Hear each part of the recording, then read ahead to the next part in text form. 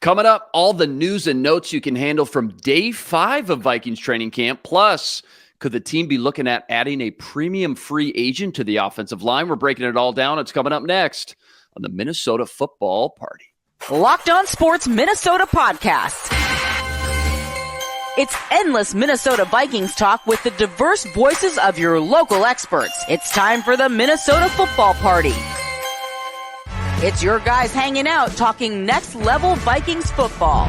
So join in with Pro Football Network's Arif Hassan, Locked On Vikings Luke Braun, Superior Sports Talk's Luke Inman, and Vikings insider Sam Ekstrom, plus the biggest names in Minnesota football for the Minnesota Football Party. And it starts now.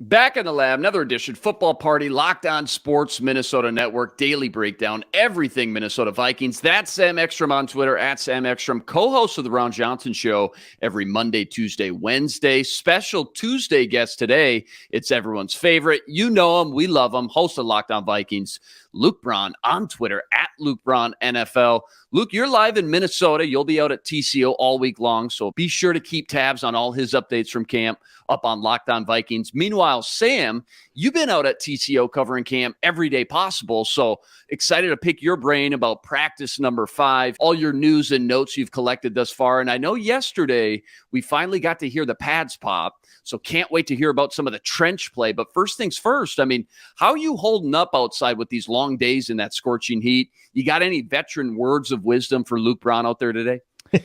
Yeah, well, these bright lights here, they kind of pale me out, but rest assured, there is a good base level of tan going on behind the bright lights.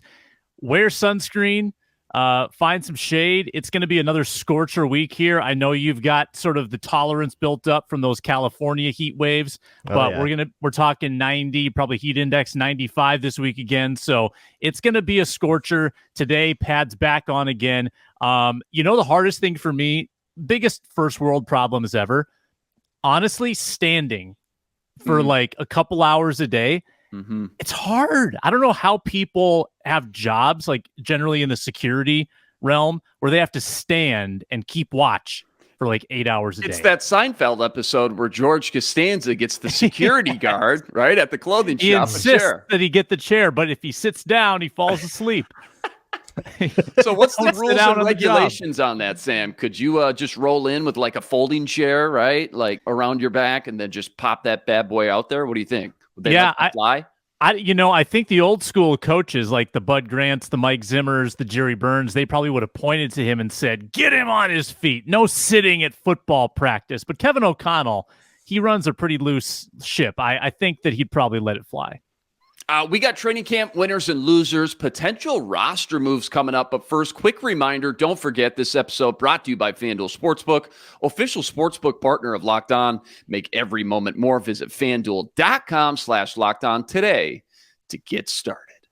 All right, plenty of practice observations I do want to dive into from yesterday. But first, let's start here with the most recent breaking news, because yesterday it was reported Dalton Risner was on his way to Eagan to meet with the team. And I mean, this guy's widely considered one of the top players of any position out in the free agency pool.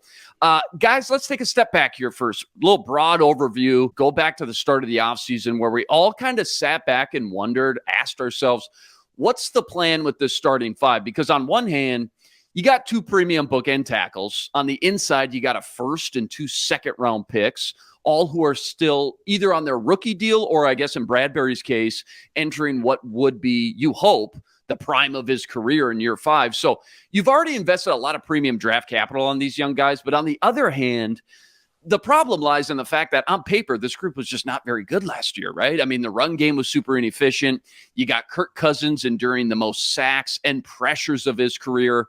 But when we get to the offseason, Kwesi doesn't invest one single draft pick on the offensive line, nobody in free agency. Instead, they bring Bradbury back, try to sell everybody in the fan base on the continuity, right, of the starting 5 being back, and that will make some sort of dramatic improvement from year 1 to year 2. But turns out Kwesi might still have a trick up his sleeve here with the potential addition of Risner. He started 62 games in Denver. I always thought it was a little odd. He never got any action or more steam at the start of free agency. Yet, I mean, here we are. Luke, I'll start with you. The burning question.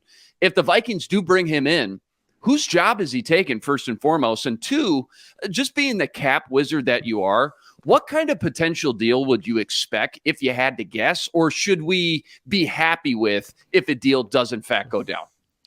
So whenever you sign a guy in July or August, the deal is always like way smaller than what he would get if this were happening in March.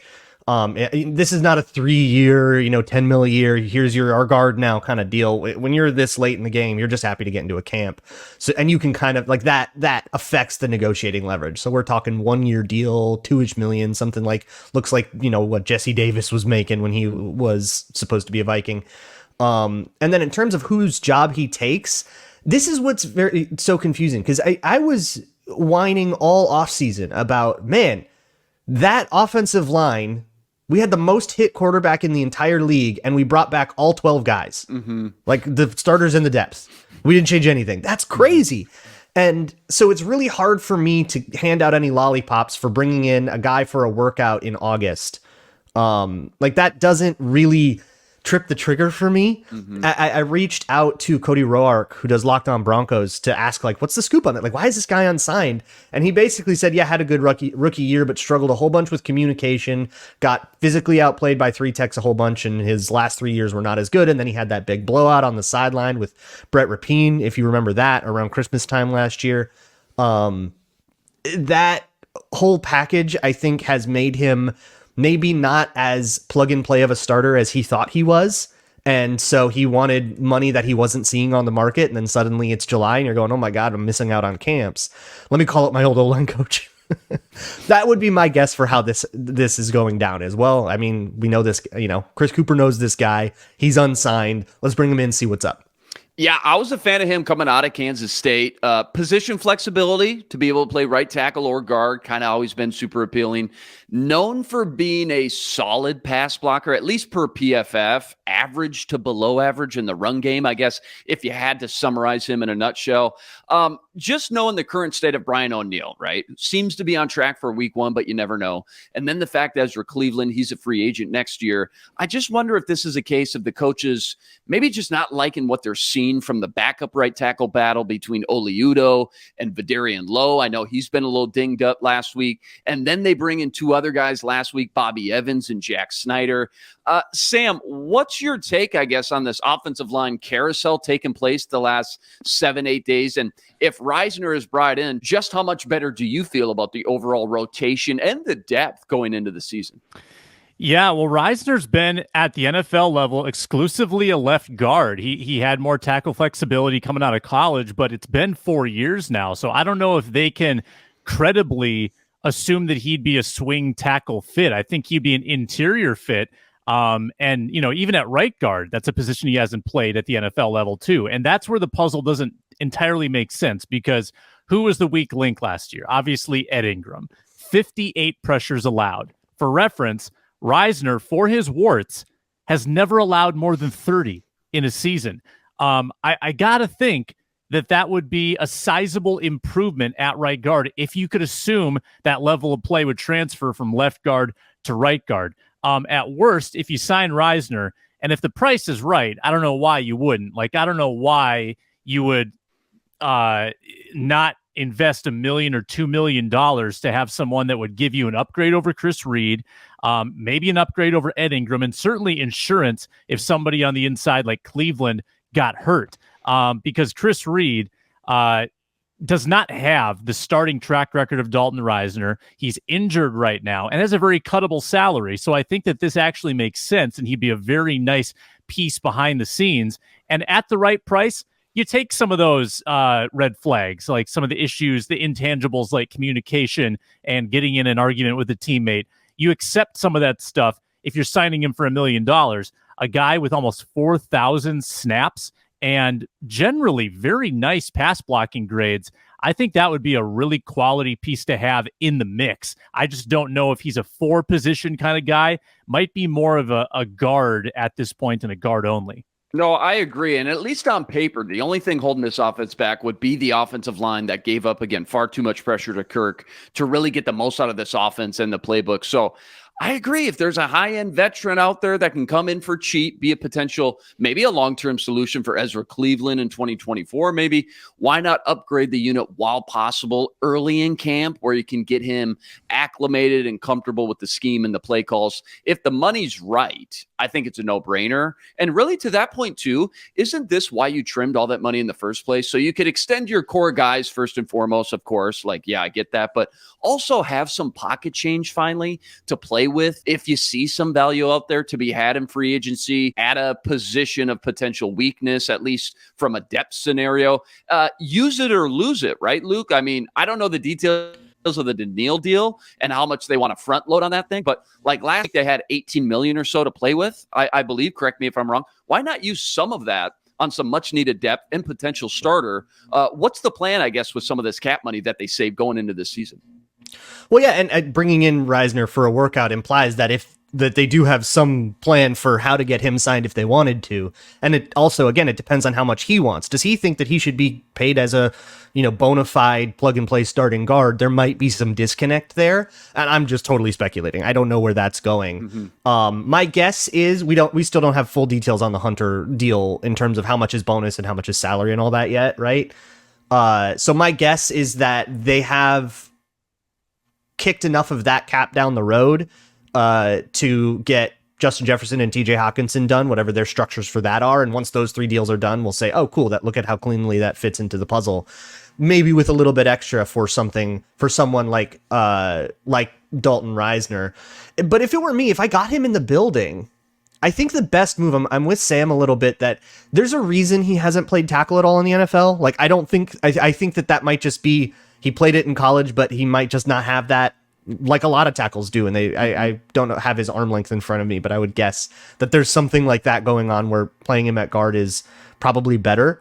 But I would cross-train him at right guard and have him switch between both and say, okay, you're going to be our swing guy. If someone gets hurt, if someone sucks, then we can plug you in. We're not going to do this as a true bona fide camp competition, right? If they were going to do that, they would have signed somebody in March.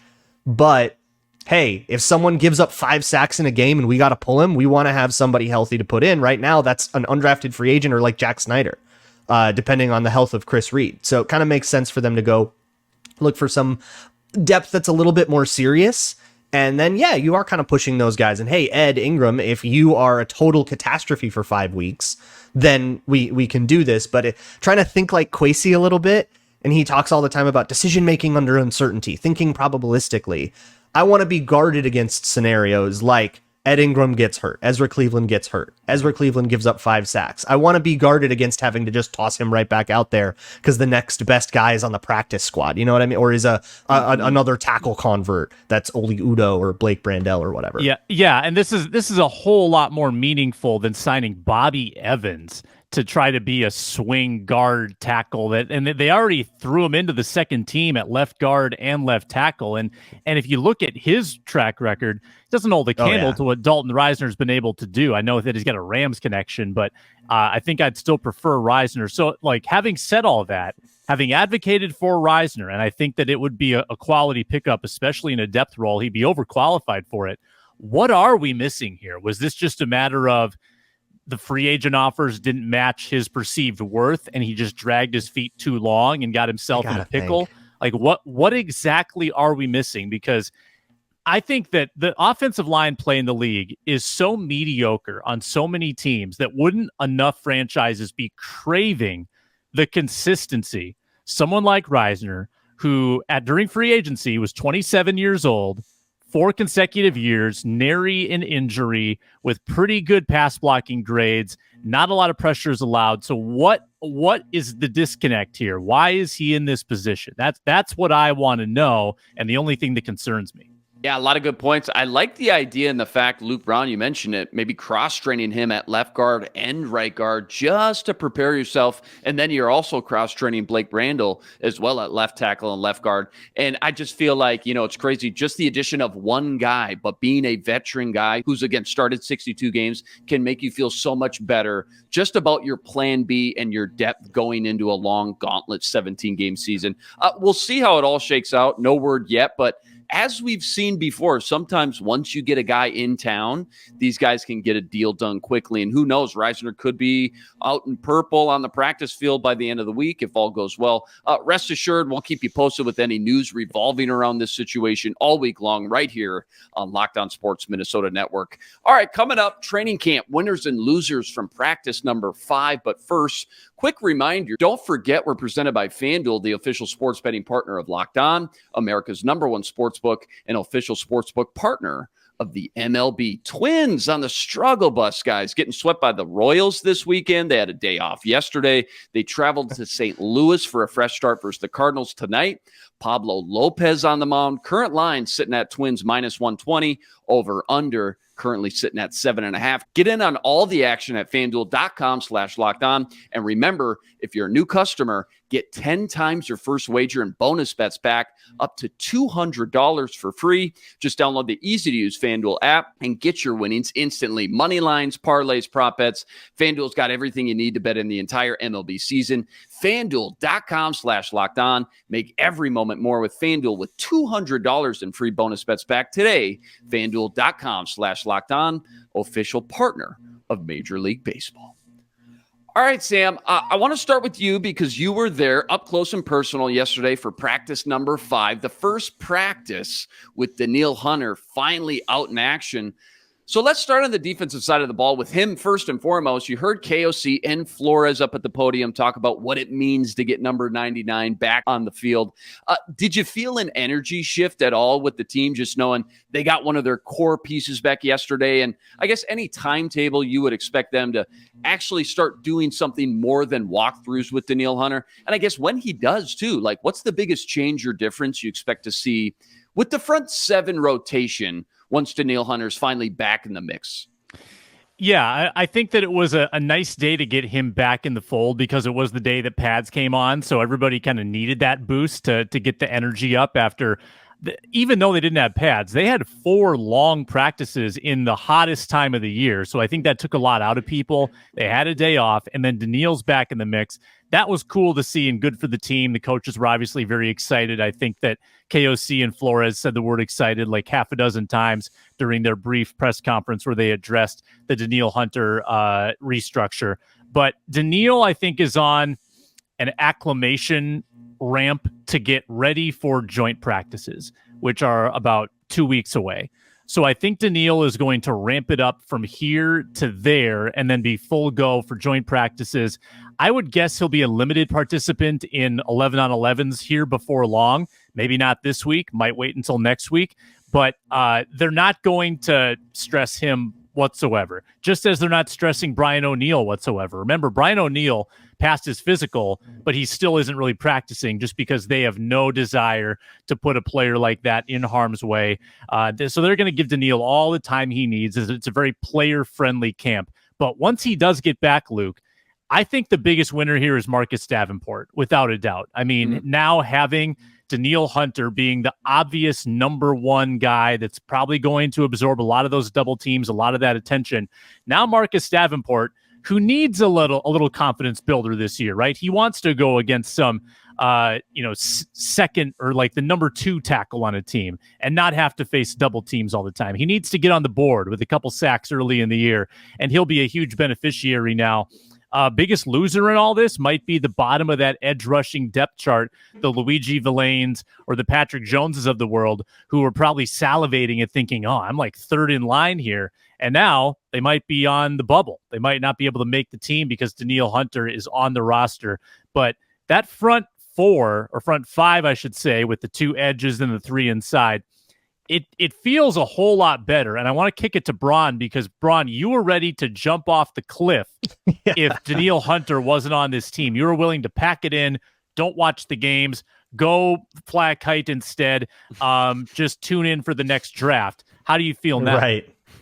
Well, that would have been such a move because of how bleak. I mean, if Marcus Davenport's your best guy and then you've got competition between like DJ Wanham and Patrick Jones, it's so unserious. That feels like a team rolling into the season without any intention of competing, which is very un-Vikings, right? The Wilfs wouldn't allow that kind of thing. So I always kind of felt like a Danielle Hunter trade, like, okay, you'd have to give us, 2 first-round picks or something. We would have to get your... And one of them would have to be like Arizona giving us theirs and then Houston's. and now we've got top 5 picks, Let's play. That would always felt like the way a trade had to go and something had to give with the contract. So this feels like the likeliest outcome happened, which is nice, but it also means like, yeah, it kind of pushes everybody down the line a little bit. So now Patrick Jones and DJ Wanham can just be rotational guys. And that's what they've been their whole time here in Minnesota. And we don't have to upset that status quo or ask any more of them. My opinion of the defensive line, I'm still, I think, a little bit lower on the interior than everybody else. I love Harrison Phillips. I think Kyrie's Tonga is a little more inconsistent than he gets credit for. I think he got a lot of hype last year because he was a waiver pickup. So it was kind of, oh, he's doing so well for what we paid for him. But now we need that guy to start every single snap. I'm a little more worried about that. And Dean Lowry has similar inconsistencies. So I'm not sure if we get a great game out of all these guys all the time. I would love to be proven wrong there, and I also think those guys are more susceptible to competition than they're getting credit for. There's some young up-and-comers. If kwesi-adofo-mensah suddenly has a god-tier camp and he's killing it, is he going to be able to steal one of those jobs? I think that's fully possible. So that's where I'm at. But yeah, I think without Danielle Hunter, it truly would feel like, okay, so we're just punting the season, and we're just getting Kirk off the books, and then we're going to really start to be a real team next year. All right. But I don't think that opinion is far from the Vikings' opinion of the situation. So I always felt like it would take a lot to get them to agree to do that. You heard Flores say yesterday, okay, whether it's a 2-point stance or a 3-point stance, either way, he wants Danielle Hunter moving forward and rushing the passer as much as possible. Luke, he kind of pointed out and shed some light, like he likes to ask some of his guys their personal preferences when it comes to how to best utilize them and their skill sets.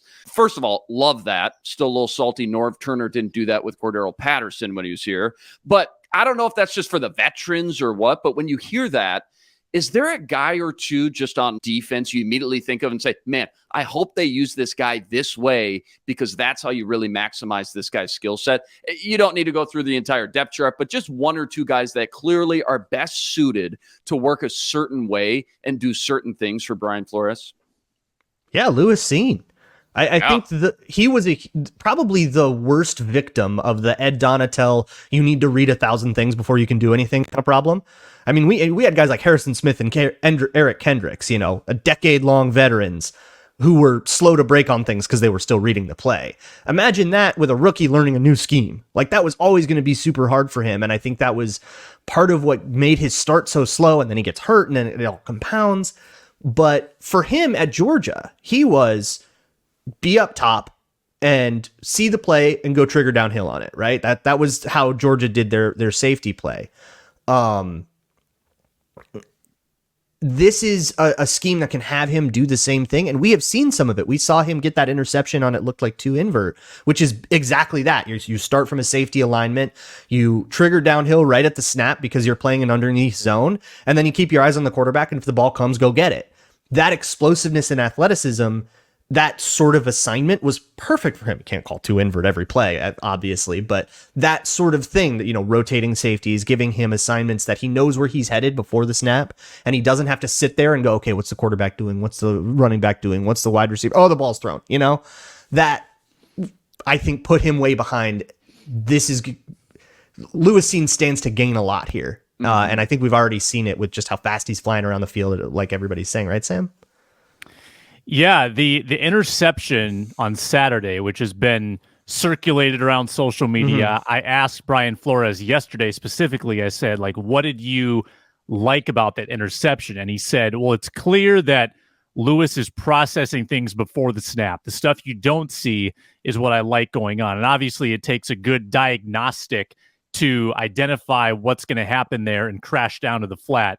And then he said just the way people celebrated for Lewis Cine. I think that they're kind of trying to rally around this guy coming back from a horrific leg injury. So that's obviously someone that you'd like to see deployed a little more too. And then the obvious one is his, partner in crime, Harrison Smith, who last year was deployed in such a passive way that neutralized all of his best traits. I think if you ask Harrison Smith, if Brian Flores gets him in a room, just the two of them, Smith is going to say, yeah, I don't want to do that anymore. I want to be moving forward like Danielle. Move me forward too. Move me up in the box. And hey, occasionally, yeah, I'll drop back in coverage. But Harrison Smith needs to go back to doing Harrison Smith things this year. Danielle Hunter needs to go back to doing Danielle Hunter things. And I think that just doing those two simple little tweaks will already improve this defense by a little bit. Yeah, so glad you called out those safeties and Lewis Cine specifically, because getting him moving downhill like he was used in college and what made him so special at Georgia, I know would be huge for him and his progression, development, and just getting on the field. Also, I know a lot of people are also buzzing about Brian Asamoah too, starting to just maybe see that sideline to sideline speed and being used as a blitzing linebacker, starting to see that speed moving downhill, I guess, as much as possible. All right, Sam, winners and losers from day 5. Let's keep rolling with the defense. Pull out the notebook, lay it on us. I don't know where you want to start. I know a little birdie told me it was Mekhi Blackmon, not Jawan Williams, with the first team nickel in the red zone portion of 11s. Not sure if you can confirm or deny what you saw, but where do you want to start with the defensive side of the ball? Yeah, well, on Blackmon, yeah, it wasn't all day that he was with that first team, but he did do some drills with the first teams. And I thought in the red zone was a little curious because usually you want your bigger nickels, your bigger bodies in those tight quarters, like the Vikings used to bring Jaron Curson in those situations. But good to get Blackmon that experience. I was actually surprised they hadn't rotated more at corner up to this point. And again, not Andrew Booth. Blackmon getting that chance, which is just another curious knock on Andrew Booth Jr. Guys, I know he's a rookie, 5 practices in. Jaren Hall is off to a Kellen Mondian start. I'm sorry. Oh no. I'm sorry. I thought he had one good day, one really bad day. I disagree on the good day. I don't know. Okay. I don't know. Yeah, Sam's always kind of, been a little tight-lipped about when he heard the good reports from that good practice. That's not exactly what I saw. I know there's a lot to absorb out at practice, but yeah, some conflicting reports as far as maybe Jaren Hall wasn't as special or as great as maybe earlier reported. Is that right, Sam? I think that sometimes the reports are based on a good play from the day. You make one good throw. And that's the only thing anyone sees on Twitter. Yeah, that's certainly where I'm at before I actually have been able to get to one. I remember a great throw he made to Thayer Thomas. Okay, but I also can instantly think of about 5 overthrows. He's been missing high a lot, kind of airmailing people. A couple of those have resulted in interceptions too. And yesterday, Nick Mullins out with a personal issue, undisclosed, or a family matter. Jaren Hall, for the first time, kind of thrown into the fire with the second team. And, yes, you'd like his mobility. You don't want to see him tucking and running too much. Usually that means that he's not seeing the read or he's not, being decisive typically. And there was a lot of that. Interception to Harrison Smith, made a couple good throws, but again, the body of work for Hall has been pretty negative in my opinion so far, and that exacerbates, I think, his lack of size, or it's exacerbated by his lack of size. He's probably realizing that, having Kairos Tonga bearing down on you with his hands in the air, that's going to cut off a lot of angles. So I'm pumping the brakes on Jaren Hall and all the hype we had going into camp about, what he could be. I just want to see him be competent. And I don't think he's been great so far. Plenty of time to change my mind. And honestly, he's going to get all year to try to figure this out and become more of a student. He doesn't need to know it now, but it's not as if he's threatening Nick Mullins at all, in my opinion, right now. Sam, you mentioned Nick Mullins was absent with a personal matter, so he jumps up to the second team. Was that his first time you saw him with the second team? Yes. Okay. He's been squarely with the threes, and he's had limited reps too. He's probably had a third of the reps of Mullins. So this was a big day for Jaren Hall. And honestly, I hope Mullins' family and everything's okay. Wouldn't mind seeing another day of Jaren Hall with the twos. For I sure. think that'd be good for him. Get those and reps. Informative, yeah. Higher on the panic meter, Jaren Hall after hearing what you just heard, or Andrew Booth Jr.? Where are you at on that? Oh, Booth for sure. My panic meter. I just did this on Locked On Vikings too because someone was asking me a similar question. My deal on Andrew Booth is after going back and rewatching what he did in the preseason against the Bills, against the Cowboys, understanding he was hurt against the Cowboys. It's rough. He's not playing very well. And so seeing him come out, be stuck with the twos, like what I saw there's a lot of little things that need to be cleaned up. There's work to do. So as frustrating as it might sound, he's a second rounder in his second year. We got to start getting something from him. Still very much a work in progress. In terms of Jaren Hall, for me, he needs to be to the point where next year you can go into camp and it's not trivial to beat him in a camp competition for a rookie. That is all I need from him. I don't need him to win a camp competition and even be a starter. I just need it to be meaningful, at least a little bit, to beat him in a competition. I need him to be Joejuan Williams at quarterback next year, where a rookie can come in and say, "Oh, cool, you beat Joejuan Williams. All right, we know you're something here." That is all I need from him. He's got a year to figure that out. We got lots of runway. Andrew Booth, it's like, okay, it's time to start being a real player. And there's still a lot of, I would say, questionable decisions in terms of technique and coverage. Like, there's a lot of decisions that you get to make as a corner that aren't necessarily up to what the coverage call is or what the corner or what the D-backs coach tells you. You know, how far off you actually want to line up, what technique you choose to play in particular assignments. And Booth seems to always take the one that is the most like high risk, high reward. And he just doesn't quite have the consistency to cash those checks. And so it leads to stuff like Justin Jefferson smoking him for a 55-yard bomb and all kinds of low lights going up and down. And when you're with the twos and you're getting low lights, we got work to do. He's got time. He's got his whole rookie contract, but I honestly don't expect anything from Andrew Booth until I see something else from him in camp, and I'll watch him when I actually get to watch him. But I honestly, if they had to start a game, if they had to start the season like today, I wouldn't expect to see Andrew Booth at all unless we got injuries. I want to shift gears just to the running backs here real quick, because it's still crazy for me to see just where's the AJ Rose or the Rock Thomas? Like, just to see all four of these running backs right at camp. We've seen all three backups, Kenny, Chandler, and yesterday it sounds like Dwayne McBride all get some reps with the second team. Let's take our preseason fantasy bias out of the equation. How do you guys hope this rotation shakes out by the time we get to week one? Is there an ideal scenario or a guy you'd like to see get more snaps more than the others? I'm curious to see what we get from Dwayne McBride. I heard he had a rough low light against, was it Asamoah? Like trucked him really bad. Ooh. But, you know, that's just one rep. So I want to see more from him. My prediction going in was that after Madison, it would be Ty Chandler and then McBride, and then Wong would probably not get much run from scrimmage and just be a kick returner. So I guess that would be where I'm at too, because I haven't seen much one way or another to change where I'm at there. But yeah, of course, you know, you want to see the guy they spent a draft pick on come in and actually do something, ascend that depth chart a little bit. But I don't know. Kenny Wongwu going into his third year. I'm not going to sleep on him maybe quickening up his reads and the game slowing down for him a little bit too. For sure. Sam, you've been there 5 practices in. What does it just feel like KOC's game plan is with these running backs rotation? Yeah, so Wongwu's gotten a surprising amount of second team work. Not all of it, but a lot of it. Yeah, they're in like a competition, right? Yeah, and they've been very... I think the competition is between Wongwu and Chandler. I don't know if McBride is part of it.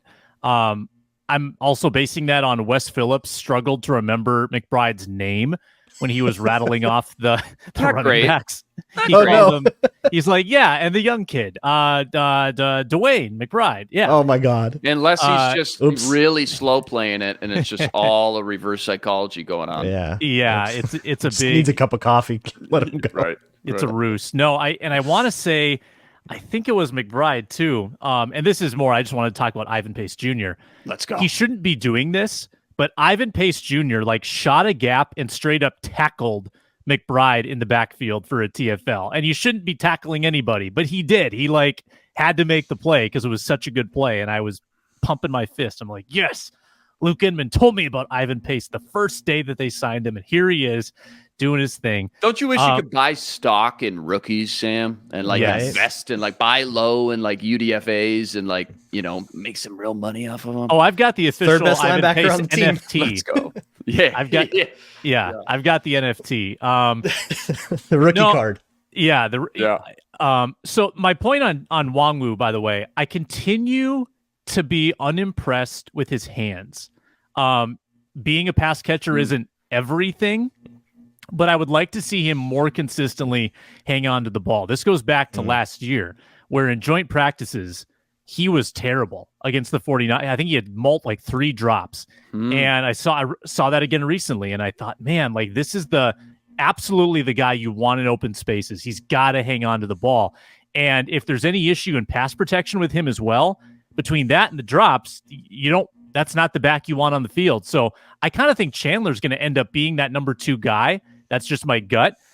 Even though it seems like he's the one who's coming off the pace, having to kind of unseat Nwangwu, who's got 1 more year of experience. And at this point, I don't know if McBride is in that competition. We'll see. Could change.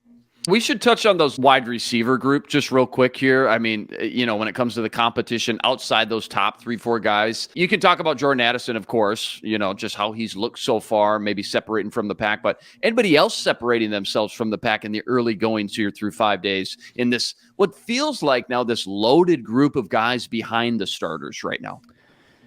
Yeah. So I'm tossing Rager because I still don't think he makes the team. So you've got your 5, right? You've got your 5, including Addison and Powell. I think Powell is going to make it for special teams reasons. So there's your 5. 6 and 7 in my eyes right now are Tristan Jackson and Thayer Thomas. Those guys have by far outshone the rest of the bunch. Tristan Jackson's been quite good. Thayer Thomas, again, he's catching passes from Mullins and Hall most of the time. He's made some really good plays. I think those two have separated themselves by a large margin. Haven't seen really anything from Cephas Johnson, from Garrett Mogg. It's Tristan Jackson's season, and Thayer Thomas may not have a roster spot available, but I think he's going to make a pretty strong practice squad bid through once they get down to cut day. That's where I'm at with the receivers. Olabisi Johnson, then it was like Chad Beebe. I feel like we've always had these, kind of developing late rounder UDFA kind of guys with the crisp route running, not the big alpha bodied boundary kind of guys, but in the rotation trying to develop. Feels like Thayer Thomas could be that guy over the next couple of years. Meanwhile, I feel like I've heard Tristan Jackson's name for like 7 years. Where are we? Is it his 3rd year? And how many years does he have left, I guess, more importantly, to make it on the practice squad? So this is his 2nd year, and he signed a futures deal, I believe, from last year. So I think practice that, again, squad incumbent. Yeah, practice squad incumbent, one of like the 4 or 5 guys they brought back. Practice squad is a lot more fluid now. I mean, you can be on the practice squad as a veteran now, and that's legal. But I think that he's almost performing well enough that I wonder if he'd get claimed. We'll see what he does in the preseason. That's kind of the determining factor sometimes. Like, would you reserve a 6th wide receiver spot just for Tristan Jackson to not get claimed on waivers? You might not. You might take that gamble, right? You might risk losing him because you're not going to reserve that spot. But I think we have recorded evidence that Sam would do exactly that.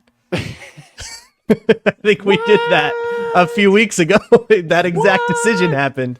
I think it was Powell over Rager too. I don't think your group has changed. I think Rager's not going to make this team, and why would he when you have someone like Tristan Jackson ready to step up? Well, hey, we always joke about trying to get into the psychology and tap into the heads of what Vikings put up on Viking.com for the highlights of practice. Well, yesterday they had Tristan Jackson it looked like the play of the day with a one-handed full reach, catching a ball down the sideline. Can't remember who it was on, probably somebody on the 2nd or 3rd team, but that was definitely the big splash play they put up on Vikings.com from practice number number 5 for sure. 5 practices in, guys. Night scrimmage on Thursday. You got preseason versus Seattle right around the corner. The pads are now on. What are you guys looking forward to now coming up? Or Luke, what are you most looking forward to seeing and observing now that you're going to be live at TCO these next few days? So I was super stoked to see if all this Jalen Naylor hype was real. But now he's on the sideline with something. So I hope that he comes back in time for me to see it before I got to leave.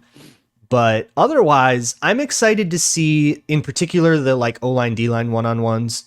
Even though that's sort of a lot, there's not a lot of question marks. Like, we know who Ezra Cleveland is, we know who Garrett Bradbury is. So seeing O-line, D-line one-on-ones is not going to tell us a lot, but I still it's just my favorite and I love it. I want to see where Jaren Hall is at. I want to like check on a lot of these narratives for myself. You know, right now I'm going off of what other people report. I'm going off of, well, I saw one tweet of, Lewis Seen making an interception. He must be having a good camp. I want to check on all that stuff and really see something more holistic, which once you get to day 3, day 4 that you've been watching, that's when you can really kind of say, okay, yeah, he's doing something consistent, and you can get a little bit less wrapped up in one play or another, and it helps. That's what I'm most stoked on. Plus, I'm really excited to see some of the run plays that they're starting to install. The offseason implied a lot of change schematically for the run. Not a huge overhaul. They're still doing zone stuff, but different kinds of zone stuff. And I'm excited to see just what sort of staples they're willing to drill in front of the fans will tell us a lot of what the shape of the run game will be over the course of the whole season. Yeah, KOC, it feels like it's taking it personal this offseason, trying to improve this run game between Josh Oliver and then everything else they're talking about. CJ Ham, and they're doing all the Shanahan stuff. Exactly. Yeah. Sam, I cut you off. Go ahead. What are you looking for? Yeah, that's right. No, I think Oliver is going to be a baller, by the way. I just love big boy. He is so huge. I mean, it's like having a 6th offensive lineman out there. I just want to double down too that like putting the pads on ushers in this almost like a fresh evaluation period where if guys that were standing out without the pads can back that up with the pads, that's a pretty big feather in their cap. A lot of guys disappear when the pads come on, particularly on defense, and even sometimes receivers too have a harder time moving with the pads. Tristan Jackson, who by the way caught that pass yesterday on Jawan Williams, can keep playing this well with the extra weight, maybe having to battle through, a little more heat and sweat and just having to push through a little harder. Yeah, that's informative too if they can keep it up. So let's see if the narratives that existed in week 1 continue into week 2, or if some of these names we've been talking about kind of fall off the map. Let's end with this one, because this is the time of the year where people get their first taste of what this team could really look like now on a broad scale for the 2023 season. So just knowing what you know, seeing what you've seen, what's the best and worst case scenarios for outcomes for this Vikings team in year 2 of KOC? Break it up into both offense and defensive lens. Start with you, Sam. Yeah, so offensively, I think that, and again, I'm extending what I've seen in camp like forward in an irresponsible way. Kirk Cousins, I think, looks great. Justin Jefferson has had his best start to camp that I've seen. I think the offense, best case scenario, we could be looking at a top 5 offense. We might be. That offensive line still scares me, but I think the offense has a lot of upside potential if those 2 guys I just mentioned are indeed having some of their best seasons. Defensively, Danielle's back in the mix. Okay, that's vital. That is critical. I'm liking the look aesthetically of the secondary a whole lot more than last year. They take up a lot of space. They're bigger. I expect them to tackle better, and I think help the run defense with the perimeter run force, right? Because as we learned, just having big bodies in the middle ensures nothing in your run defense. If Michael Pierce and Dalvin Tomlinson could not give you a good run defense, well, there's other factors at play, obviously. So if your guys on the perimeter can tackle, have a better run defense, that should help your pass rush and everything else. So maybe it trickles down from there. We'll see. But that's the rosy lens, right? So I think that you could be looking at maybe like a 20th ranked defense. That'd be huge. And if your offense is top 5, then you're in business. That's the positive lens. I'll cut it off there and let Bron say some words, because I think that's what you could convince yourself of just watching camp so far. I mean, 'tis the season, right? Everybody's got at least 10 games and a shot at the division. I think their ceiling is 13 wins and their floor is 13 losses. Like, anything could happen here. This could be a total catastrophe of a season if the wrong guy gets hurt, or everything could line up perfectly and they could just win 13 games and run away with the division, be done with it by Thanksgiving, basically, again. Anything can happen, and I think that's part of what makes it fun. But yeah, looking at the offense, like, it's hard for me to look at Justin Jefferson and think, I don't know what we're going to get out of that. Like, no, we're going to get an awesome season out of Justin Jefferson for as long as he's healthy and available. Like, of course. And it seems like Kirk Cousins has been on that same wavelength, right? Now going into year 3 or year 4 together. Like, that's awesome, and will pay dividends. It always does. But if you look on the defensive side, like, I could see us losing a lot of games a la, the 2005 Vikings, where every time they lost, it was 41-35, and they just couldn't quite keep up, and the defense couldn't get anything together. And you got a dumb penalty at the wrong time, and that was what anybody always talks about. I look at the defense and I see, look, this is not a roster that I'm particularly excited about. I'm not stoked on Jordan Hicks. I'm not stoked on Dean Lowry. There's a lot of spots along the roster that I think they could have done a better job of trying to improve. I think the corners are this gigantic question mark. There's all kinds of stuff that can go wrong on defense. And it's just a matter of every game. My question for, on Crossover Thursday with the other Locked On host is going to be, all right, how are you at countering blitzes? Because Brian Flores is going to blitz, and I don't care if that guy has a PFF grade of 20.8. He's unblocked and he's hurtling toward your quarterback. How do you deal with that? If you can deal with that, if you are a team that's good at dealing with that, I don't see really how the Vikings match up against anyone.